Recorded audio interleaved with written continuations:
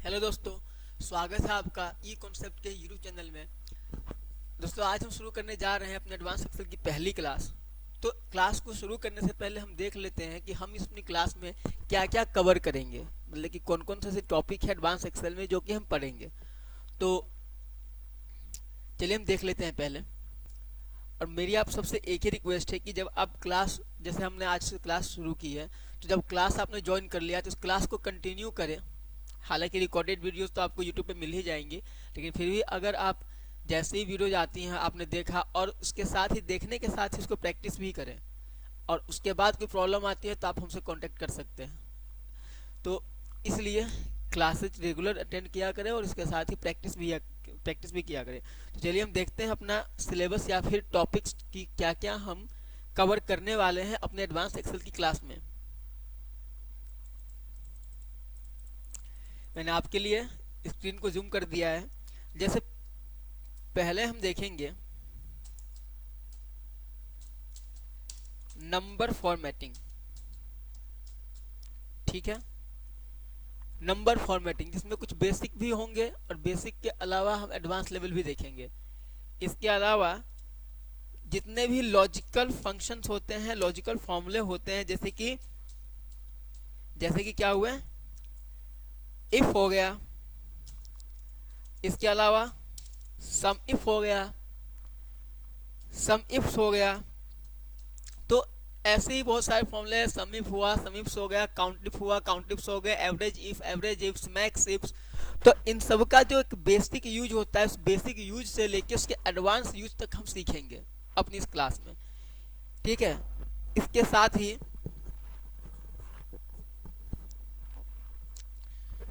इसके साथ ही क्या है,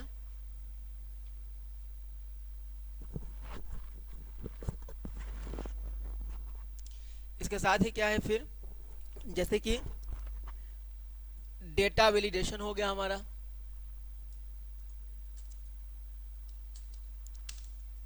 तो अब डेटा वैलिडेशन में भी क्या है कि बहुत सारे ऐसे टॉपिक हैं हमारे, जो कि टॉपिक कुछ बेसिक हैं और कुछ उसमें एडवांस लेवल के हैं। एडवांस लेवल में अगर मैं बोलूँ तो जैसे डेटा वैलिडेशन के अंदर फॉर्मूलों का यूज करना, फॉर्मूला कैसे लगाते हैं, फॉर्मूला लगाने का तरीका क्या होता है, वो सब हम डेटा वैलिडेशन में देखेंगे कि डेटा वैलिडेशन में एडवांस लेवल कैसे यूज हम करते हैं। ठीक है, इसके साथ ही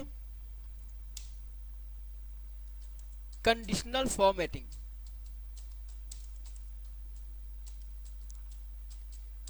कंडीशनल फॉर्मेटिंग, अब इस कंडीशनल फॉर्मेटिंग में भी क्या है, जो नॉर्मल होती है फॉर्मेटिंग, कंडीशनल फॉर्मेटिंग, उसको भी देखेंगे पहले। और उसको देखने के साथ ही कंडीशनल फॉर्मेटिंग के अंदर हम फॉर्मूला कैसे अप्लाई कर सकते हैं, कैसे अप्लाई करेंगे और कैसे समझेंगे कि कोई अगर हमें रिक्वायरमेंट है तो वहां पे हम कौन सा फॉर्मूला लगाएं और कैसे लगाएं, ये हम देखेंगे कंडीशनल फॉर्मेटिंग के अंदर कि फॉर्मूला कैसे अप्लाई कर सकते हैं। ठीक है, इसके साथ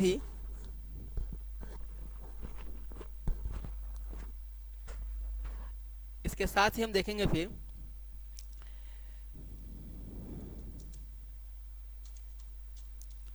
पाइवट टेबल,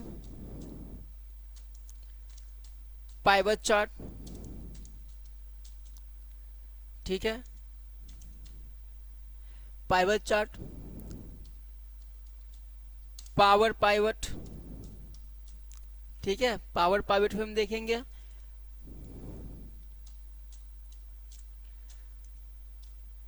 पावर क्वेरी। तो देखिए यहाँ मैंने क्या क्या है, कुछ टॉपिक आपको बताया है। जितने भी टॉपिक हमारे इस एडवांस एक्सेल क्लास में है या सिलेबस है, वो सारा मैं आपको इस क्लास में बता नहीं सकता, क्योंकि एक एक करके हम टॉपिक्स को देखेंगे।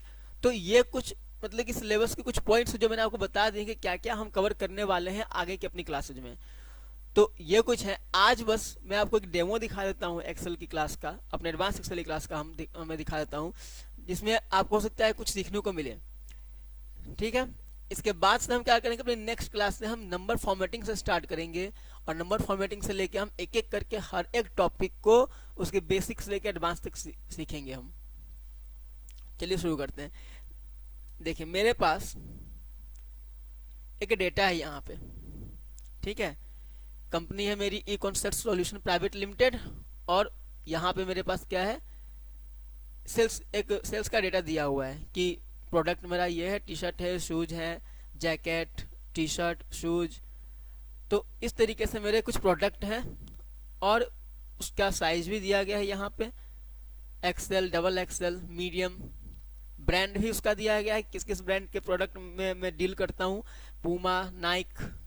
मंथ है कि किस मंथ में कि मंथ वाइज मंथ भी दिया गया है, सेल्स पर्सन का भी नाम है, जोन भी है, स्टेट भी है, सिटी। मतलब कि एक तरीके से जो जो भी मैंने पूरे साल भर में जो भी सेल मैंने की होगी, जो मेरी सेल हुई होगी, उसका पूरा डेटा मेरे पास है।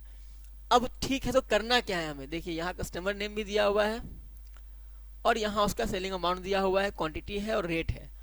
तो बात है कि करना क्या है हमें। तो देखिए हमें करना क्या है, मेरे पास एक क्वेश्चन ये रहा, इसमें क्या करना है हमें कि जो डेटा है हमारा, उस डेटा से हमें क्या करना है, ब्रांड वाइज और मंथ वाइज टोटल सेल निकालनी है। और कैसे निकालनी है? देखिए, find out the brand and month wise total sales in total sales sheet in one shot. मतलब क्या कि ब्रांड के हिसाब से और मंथ के हिसाब से मुझे टोटल सेल निकालनी है। और ये देखिए यह आंसर दिया गया है, लेकिन आपको निकालना ये यहाँ पे है, ठीक है। और इसीलिए क्या है, यहाँ कोई फॉर्मूला नहीं दिख रहा होगा आपको, कोई फॉर्मूला यहाँ नहीं लगा हुआ है, ये आंसर है। जब हम यहाँ निकालेंगे तो इतना ही आना चाहिए। तो क्या है कि जैसे ये ब्रांड है और मंथ है, तो इस हिसाब से यहाँ सेल आनी चाहिए इतनी। वैसे ही नाइक का मई मंथ में आना चाहिए, जून में, जुलाई में, अगस्त में, सितंबर में। मतलब कि ऐसे करके ये पूरे मार्च तक मुझे टोटल सेल नाइक की चाहिए, वैसे ही पूमा की चाहिए, वैसे ही एडिडास की चाहिए। तो अब क्या हम एक एक ब्रांड के लिए एक एक मंथ में का जो सेल है उसमें जा जा के हम फॉर्मूला लगाएंगे? सोचने वाली बात है कि अगर मान जाते कि नाइक का मैंने क्या किया, अप्रैल मंथ का टोटल निकाल लिया, तो क्या अप्रैल का निकाल फिर मई का भी वैसे ही निकालूं, जून का भी निकालूं, जुलाई का भी निकालूं? तो खुद सोचिए कि अभी ठीक है, अप्रैल से लेके मई मंथ का है, एक फाइनेंशियल ईयर का है और अभी 3 ही ब्रांड है। अगर ये 3 ना हो के अगर मान लेते हैं 10 ही ब्रांड होते, मान लेते हैं, तो उस केस में क्या होता है, कितना लेंदी फॉर्मूला बन जाएगा अगर एक एक करके हम निकाल ले तो इसके लिए हम क्या करेंगे, सिंपल सी ट्रिक यूज करेंगे। और जिससे क्या होगा कि हम एक यहाँ फॉर्मूला अप्लाई करेंगे और ड्रैग जब हम करेंगे तो हर एक ब्रांड का, उसके हर एक मंथ का टोटल सेल अप्रैल से लेके मार्च मंथ तक का निकल के आ जाएगा हमारे सामने। और देखिए इस टाइप का डेटा और इस टाइप की प्रॉब्लम आपके पास जब आप काम कर रहे होंगे तो ऑफिस में कभी ना कभी आएगी, जरूर आती भी है। मैं हर एक का प्रैक्टिकल जो प्रॉब्लम हमारे सामने आती है ऑफिस में वर्क करते समय, वो भी एक लेके चलूंगा। ये भी प्रैक्टिकल ही है, जो ऑफिस में हम जब काम करते हैं तो इस टाइप की प्रॉब्लम हमारे सामने आती है, जरूर आती है कभी ना कभी। तो इसको करेंगे कैसे? तो एक काम करते हैं, हम जाते हैं अपने इस टोटल सेल्स वाले डेटा पे, जहाँ हमें डेटा रिजल्ट हमें निकालना है। यहाँ आए अप्रैल पे। अब देखिए करना क्या है, हमें टोटल सेल निकालनी है, brand wise and month wise. तो इतना तो समझ में जरूर आ गया होगा, अगर आपको बेसिक एक्सेल आती है तो इतना तो आप समझ चुके होंगे कि ब्रांड और मंथ के हिसाब से है, वो क्या है, टोटल सेल निकालनी है। तो क्या यूज करेंगे हम फॉर्मूला, सम इप्स का, क्योंकि यहाँ पे कंडीशन मल्टीपल है। मल्टीपल मीन्स एक तो ये है कि हमें ब्रांड भी चेक करना है, दूसरा है कि हमें मंथ भी चेक करना है। तो जैसे ही कंडीशन मल्टीपल होती है, कंडीशन बढ़ जाती है, एक के बजाय 2 हो जाए, 3 हो जाए, 10, 12 हो जाए, तो वहां हम क्या यूज करते हैं, फॉर्मूला सम इप्स का। और कंडीशन अगर एक हो तो सम इप। अगर यहाँ मुझे बस ओनली ब्रांड वाइज या बस मंथ वाइज निकालनी होती तो क्या होता कि सम इप से काम मेरा निकल जाता। लेकिन यहाँ 2 हैं, कंडीशंस 2 हैं, तो क्या करेंगे, हम सम इप्स का यूज करेंगे। ठीक है, हम यूज करते हैं। यहाँ लगाते हैं फॉर्मूला इक्वल टू सम इप्स। ठीक है, मैं स्क्रीन को मैं जूम कर देता हूं कि आप फॉर्मूले को ठीक से देख पाए। ठीक है, देखिए यहां हमने फॉर्मूला लगाया इक्वल टू सम इप्स। अब देखिए सम इप्स लगाया तो सम इप्स में का जो सिंटेक्स होता है, पहले क्या है हमारे सामने, सम रेंज, फिर क्या है क्राइटेरिया रेंज 1, फिर क्राइटेरिया 1। तो सम इप्स का तो ये सिंटेक्स होता है, ये पहले कि सम रेंज होगा, फिर criteria range 1, criteria 1, criteria range 2, criteria 2, criteria range 3, criteria 3, criteria range 5, criteria 5, तो ऐसे जितने भी कंडीशन या क्राइटेरिया है आप सब इसमें दे सकते हैं। और इसका कॉम्बिनेशन क्या होता है, पहले सम रेंज, उसके बाद जो हमारे क्राइटेरिया है पहली क्राइटेरिया उसका रेंज, फिर क्राइटेरिया, फिर रेंज 2, फिर क्राइटेरिया 2, फिर रेंज 3, क्राइटेरिया 3। इस तरीके से कॉम्बिनेशन होता है इसका सम इफ्स का। पहले सम रेंज है तो हम क्या करेंगे, अपने डेटाबेस पे जाएंगे, और सम रेंज का मतलब क्या, वो रेंज या वो कॉलम जिसका हमें सम करना है। तो हमने क्या किया कि अपने अमाउंट का कॉलम पूरा पूरा कर लिया सेलेक्ट नीचे तक, ठीक है। अब देखिए यहाँ आपको सिंटेक्स दिख रहा होगा, सम रेंज फिर कॉमा क्या है, क्राइटेरिया। तो मैंने क्या किया, दे दिया comma, sorry criteria range 1 comma दिया। अब है क्राइटेरिया रेंज 1, तो क्या था condition, brand wise and month wise. तो मैं क्या करता हूँ, यहाँ से आके ब्रांड के कॉलम को करता हूँ सेलेक्ट, क्योंकि ये पहला जो क्राइटेरिया है उस क्राइटेरिया के कॉलम के बारे में पूछ रहा है। तो ब्रांड पे आए और इसके पूरे कॉलम को कर लिया सेलेक्ट, ठीक है। फिर कॉमा, अब क्या है क्राइटेरिया 1, तो क्राइटेरिया 1 कहाँ है मेरा, टोटल सेल्स वाले शीट पे। यहां से मैंने ले लिया ये ब्रांड, नाइक ले लिया,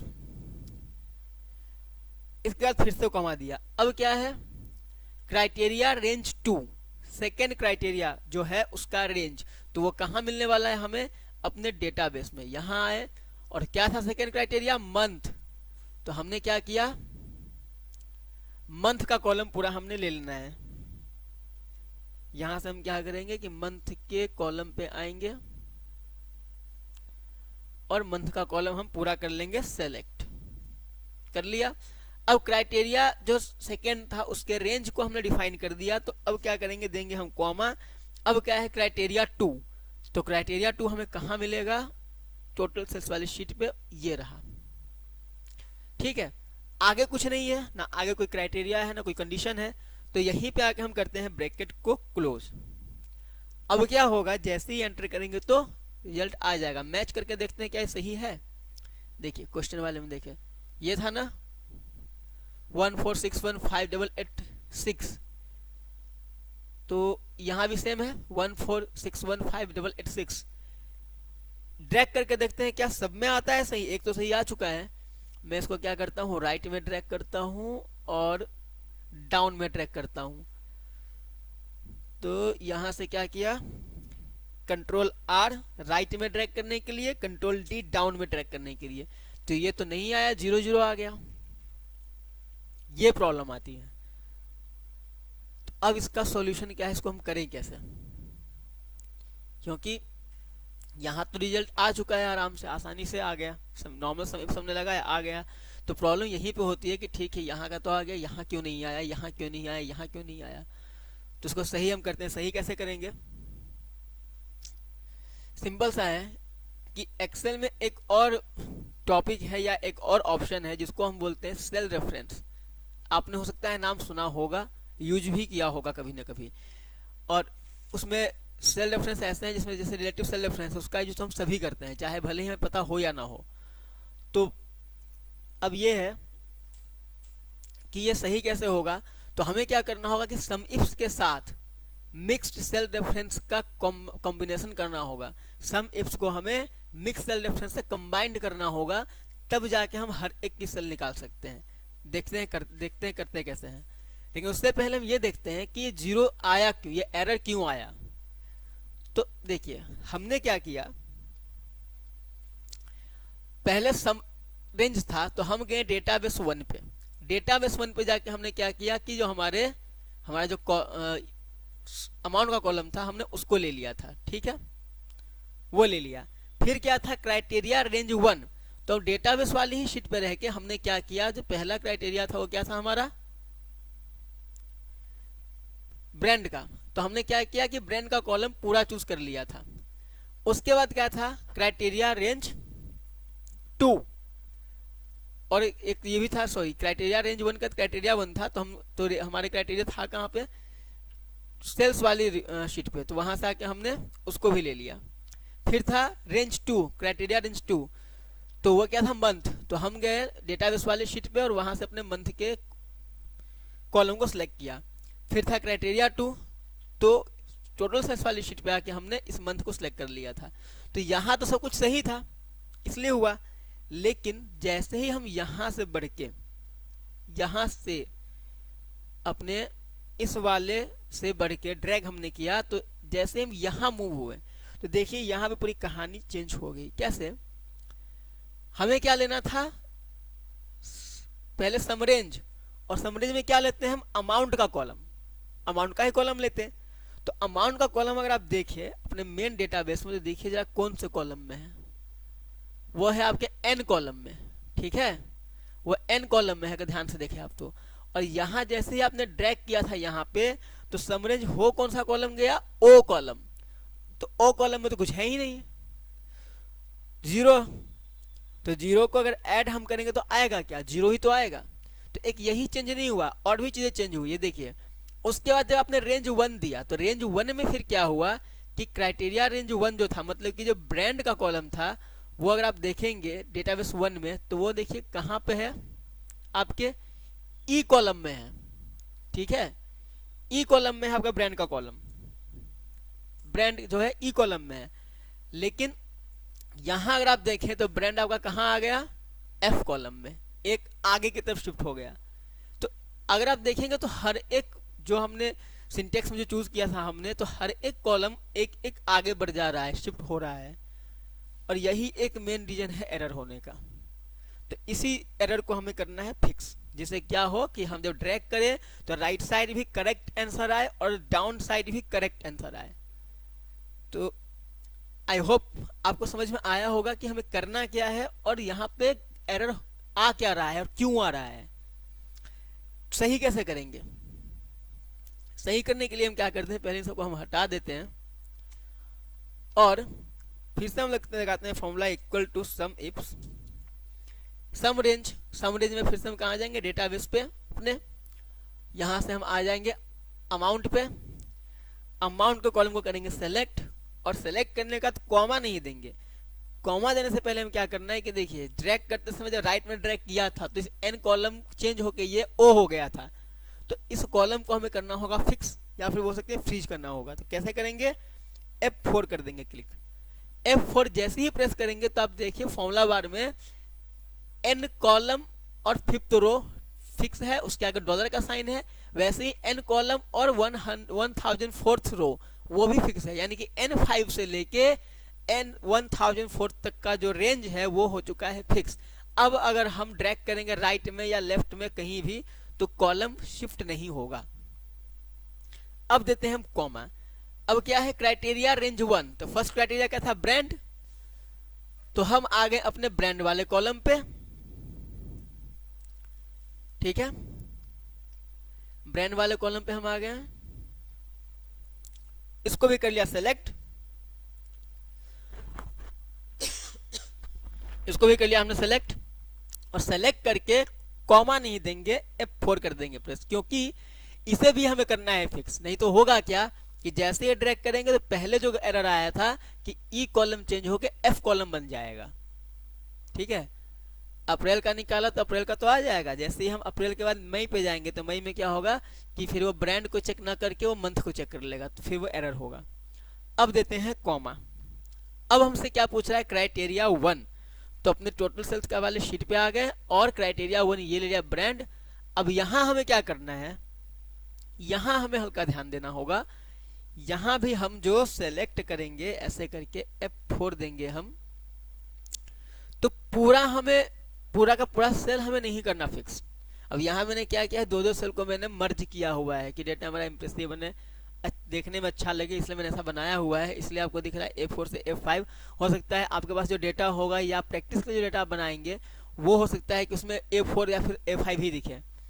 तो है क्या कि हम जब F4 किया तो कॉलम एंड रो दोनों फिक्स है, तो हमें इसमें ये नहीं करना। रीजन क्या है कि हमें क्या करना है कि हर एक प्रोडक्ट का जो है उसके मंथ वाइज हमें सेल्स निकालनी है। तो ऐसे करना है कि जब हम ड्रैग करें ना तो हर एक प्रोडक्ट को भी चेक करें और हर एक मंथ को भी चेक करें। तो इसीलिए हमें क्या करना होगा कि इस तरीके से फिक्स नहीं करना है, नहीं तो बस क्या होगा, बस नाइक का ही वो देखेगा, नाइक का ही एक्सेल चेक करेगा और नाइक का ही निकाल के देगा, जिससे पूरे के पूरे मंथ में क्या होगा, बस नाइक का ही आ जाएगा टोटल सेल, बाकियों का नहीं आएगा, बाकी मंथ का भी नहीं आएगा। तो करना क्या है कि हमें इस तरीके से इसको फिक्स करना है कि जब नीचे की तरफ हम ड्रैग करें, इस बात को ध्यान से सुनिए कि जब हम नीचे की तरफ ड्रैग करें तो ये ब्रांड जो है ये चेंज हो, ठीक है, नाइक की जगह पूमा हो, पूमा और पूमा का एडिडास हो। और जब राइट में हम ड्रैग करें तो अप्रैल जो है वो मई बने, मई जून बने। यहाँ हमें ब्रांड देखना है, तो कैसे करना है कि नीचे ड्रैग करें तो नाइक की जगह पूमा बन जाए और पूमा के बाद एडिडास बने, और राइट में करें तो नाइक नाइक ही रहे, मतलब कि A4 A5 जो है A4 A5 ही रहे, वो B4 B5 ना बने। मैं फिर से रिपीट कर रहा हूं, हमें यहाँ पे इसको, इस रेंज को इस तरीके से फिक्स करना है कि जब हम नीचे की तरफ ड्रैग करें तो ये जो नाइक है, ये जो ब्रांड है, वो पूमा बन जाए, मतलब कि पूमा को भी चेक करें।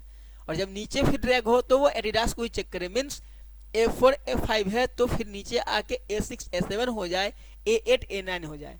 और जब राइट में ड्रैग करें तो ऐसा हो कि नाइक है तो नाइक ही रहे, वो इस सेल को ना ले ले, वो 2019-20 ना हो जाए, और उसके आगे फिर वो मंथ ना हो जाए, मीन्स आगे ये A4 A5 है तो राइट में जाके वो B4 B5 ना हो जाए, C4 C5 ना हो जाए। तो कैसे करेंगे, फिर से F4 किया हमने एक बार, अब की बार क्या है, ए के आगे से देख सकते हैं डॉलर नहीं है और रो के आगे डॉलर है बस, तो इस केस में भी सेम वही होगा, सब में सेम रिजल्ट आएगा। तो एक बार हम फिर से F4 करते हैं हम। अब क्या हुआ, सिर्फ और सिर्फ ए के आगे डॉलर है, मीन्स जो रोज है, जो रो है हमारे, वो है फ्री, मतलब कि वो फिक्स नहीं हुए। जो एक कॉलम है, एक कॉलम बस फिक्स हो गया, ठीक है। अब इससे फायदा क्या होगा, जब नीचे की तरफ ड्रैग करेंगे, देखिए रो तो हमारा फिक्स है नहीं, ठीक है, तो नीचे जब ड्रैग करेंगे तो देखिए ये जो नाइक पूमा एडिडास वो एक कॉलम में ही तो लिखा है, उनके रोज अलग अलग हैं। तो नीचे की तरफ जब हम ड्रैग करेंगे तो क्या होगा कि ये रोज चेंज होकर 4-5 की जगह 6-7 हो जाएगा। और ए के आगे डॉलर है तो फायदा क्या होगा, जब राइट में ड्रैग करेंगे तो ए जो है बी नहीं बनने वाला, रो तो 4-5 है तो 4-5 ही रहने वाला है वो। आगे फिर देते हैं कॉमा। अब क्या है, क्राइटेरिया रेंज 2, तो ये रेंज हमें मिलने वाला कहाँ है, और सेकेंड क्राइटेरिया है क्या हमारा, अप्रैल मंथ, मंथ है। तो आते हैं डेटाबेस 2 पे और हम ले लेते हैं अपना मंथ। मंथ ले लिया हमने, इस पूरे कॉलम को हम कर लेंगे सेलेक्ट और कर दिया F4, जिससे क्या हो, ड्रैग करते समय ये कॉलम शिफ्ट ना हो जाए, और फिर दिया हमने कॉमा। अब क्या है इसके बाद,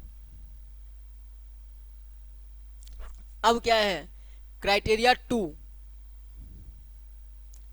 सॉरी क्राइटेरिया 1 दिया हमने, अब क्राइटेरिया 2, तो क्या करेंगे, फिर से हम टोटल सेल्स पे आ जाएंगे और यहां से हम ले लेंगे अपना अप्रैल मंथ, ये रिया मंथ। तो अब यहां भी हमें क्या करना होगा कि यहां देखिए अप्रैल आपका C3 में लिखा हुआ है, तो इसे भी फिक्स करना होगा। और अब इसे फिक्स करने में क्या देखना है हमें कि देखिए कि हमें इसको इस तरीके से फिक्स करना है कि जब हम नीचे की तरफ ड्रैग करें डाउनवर्ड्स, अगर हम नीचे की तरफ ड्रैग करें तो ये अप्रैल है C3, तो नीचे ये C4 ना हो जाए, फिर C5 ना हो जाए। और जब राइट में ड्रैग करें तो राइट में ऐसे ड्रैग हो कि अप्रैल है तो वो अप्रैल मई बन जाए, मई जून बन जाए, मतलब कि नीचे ड्रैग करें तो अप्रैल का अप्रैल ही रहे, वो चेंज ना हो। और राइट में ड्रैग करें तो जैसे अप्रैल को चेक कर रहा है वैसे ही मई को भी चेक करें, जून को भी चेक करें, जुलाई को भी चेक करें। तो करना क्या होगा, हमें F4 किया, फिर से एक बार F4 करेंगे। अब इस केस में क्या है कि ये सही है, सी के आगे डॉलर नहीं है, सी के आगे डॉलर नहीं होने से क्या होगा, तो राइट में ड्रैग करेंगे तो सी कॉलम डी कॉलम बनेगा, डी कॉलम ई कॉलम बनेगा, और इससे यह होगा कि हर एक मंथ को ये चेक करेगा। और थ्री के आगे डॉलर है तो फायदा क्या होगा, जब नीचे ड्रैग करेंगे तो अप्रैल C3 जो है वो C3 रहेगा, C4 नहीं बनेगा। अब क्या करना है, हमें ब्रैकेट को करना है क्लोज, क्योंकि आगे हमारे कोई क्राइटेरिया है नहीं, और एंटर कर देंगे। इसमें कुछ एरर है, ये सब हम देख लेते हैं।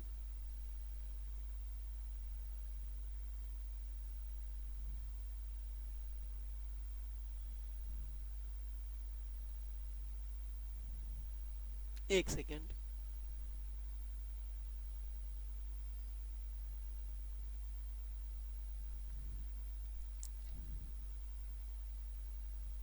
यहाँ पे हमने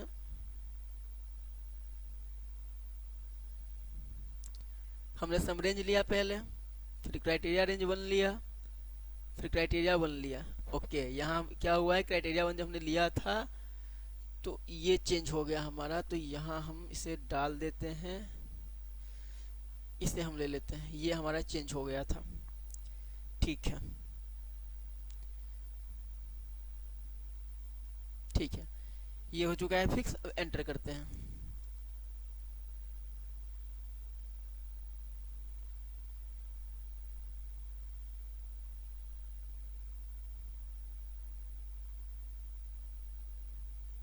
ओके, यहाँ से एक टोटल सेल्स हमें हटाना होगा कि 2 बार क्लिक हो गया, इसलिए सेल्स शीट का नाम ये आ रहा है, तो हम इसे हटा देते हैं। ओके,